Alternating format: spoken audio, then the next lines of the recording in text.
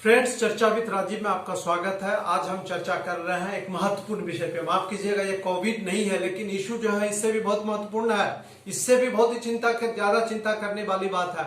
वो इशू है सुशांत सिंह राजपूत की सुसाइड करने के बाद जो डिस्क्रिमिनेशन का मामला सामने आया है, वो गंभीर है और इस पे हम सबको चिंता और चिंतन करने की जरूरत है, चर्चा करने की भी जरूरत है। मुझे उम्मीद है कि आप इस पे चिंतन भी कर रहे हैं, चर्चा भी कर रहे हैं और इस चर्चा को आगे बढ़ाने की भी जरूरत है।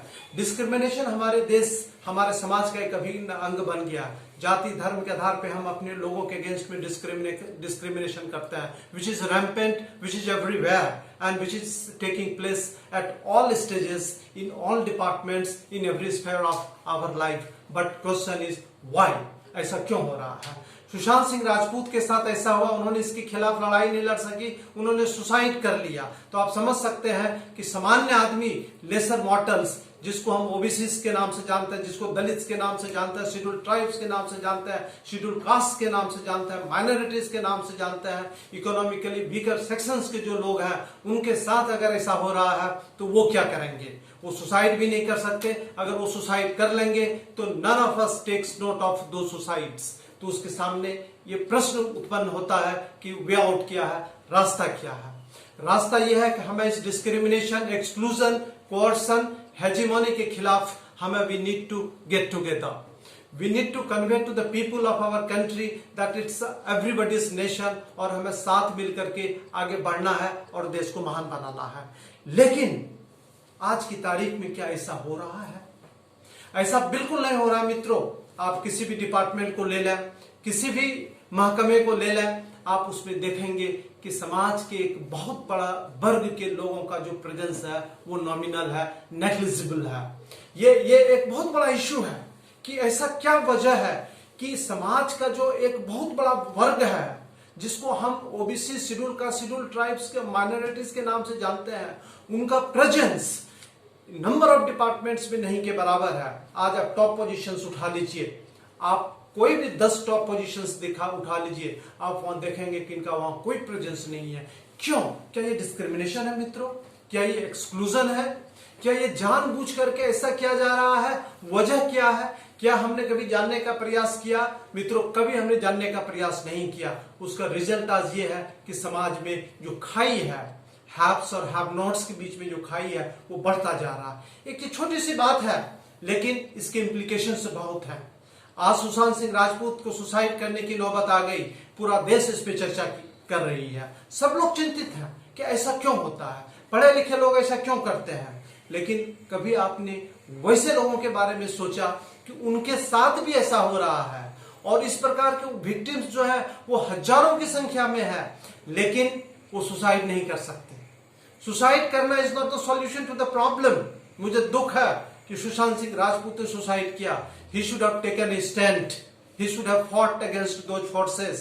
लेकिन ये दुख की बात है कि उनको मजबूर होकर के वो एक्सट्रीम स्टेप लेना पड़ा जो उनको नहीं लेना चाहिए था।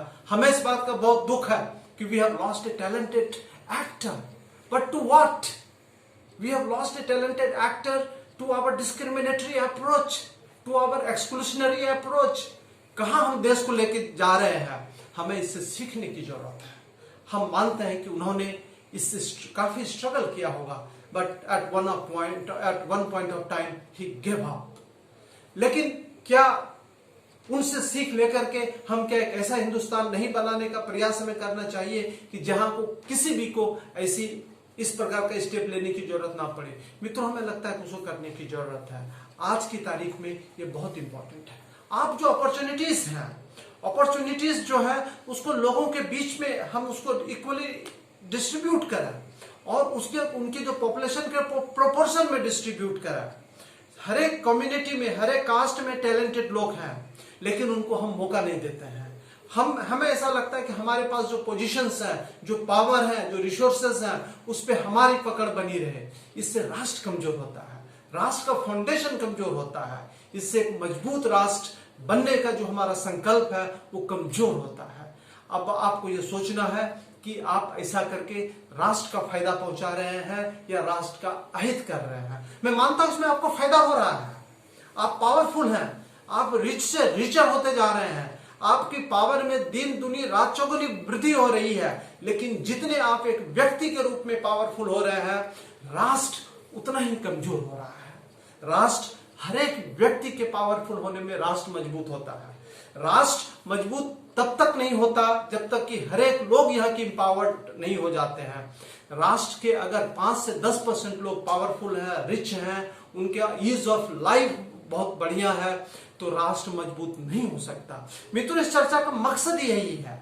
हमारा इस चर्चा का फोकस रहता है एक ऐसा हम भारत बनाने की संकल्प लें जहां की इक्वालिटी, जस्टिस, फ्रैटर्निटी, लिबर्टी की नदियां बहती हो, जहां जाति धर्म के आधार पे किसी प्रकार का भेदभाव होना, जहां हमें ऐसा फील आए कि किसी भी समाज के लोग, कम्युनिटी के लोग का प्रेजेंस अगर कहीं कम है तो हमें वो थॉट आए कि नहीं, इनको भी यहां लाओ, इनको भी इस पोजीशन पे लाओ, इनको भी ये रिस्पॉन्सिबिलिटी दो, ताकि sense of togetherness, sense of belongingness जो मजबूत हो।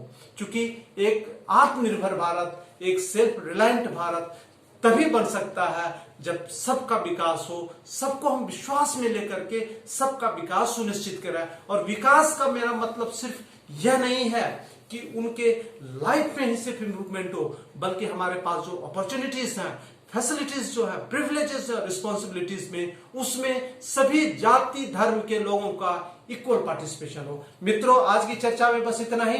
इस चर्चा को आगे बढ़ाइए, वीडियो वायरल मत कीजिए, बट इस चर्चा का जो टॉपिक है उसको वायरल कीजिए। धन्यवाद।